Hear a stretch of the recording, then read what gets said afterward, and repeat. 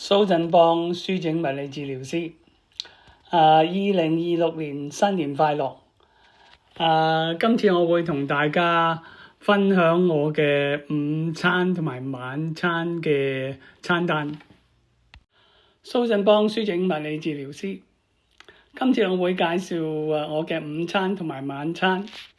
咁咧，每餐咧我都會食一碟嘅肉，一碟嘅菜。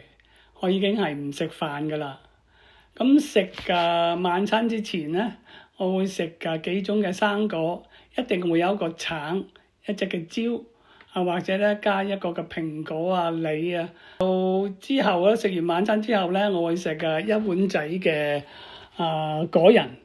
咁咧，我會食大約係7至10粒嘅杏仁，2粒嘅巴西堅果，一紮嘅腰果。4粒嘅核桃，就4粒嘅夏威夷果仁，或者一紮嘅花生。如果我係打完網球嘅時候咧，我肚餓嘅時候咧，我就會加啲嘅 yogurt。